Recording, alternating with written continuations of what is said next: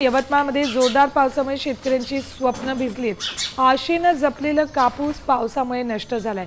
शेतकऱ्यांनी कष्ट करून उभं केलेलं पीक पावसानं भिजून गेलंय। शेतकऱ्यांच्या हातात काहीच उरलेलं नाही।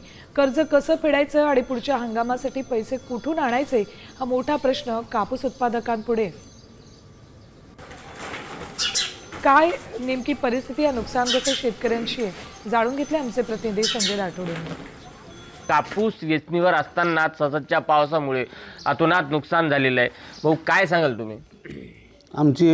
माझं नाव रामसिंग सोमला जाधव, गाव पाबळ पांढुर्णा।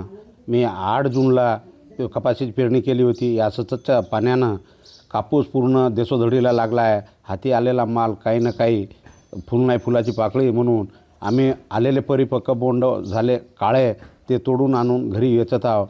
त्या कापसामुळे आमच्या जीवाला धोका आहे। एकीकडे बिमारी आहे आणि एकीकडं त्या पिकाचं विल्हेवाट काहीतरी लावावं म्हणून आम्ही हे झालेले बोंड घरी आणले आणि मायबाप सरकारने आम्हाला कास्तकारला काहीतरी मदत द्यावं ही आमची अपेक्षा आहे।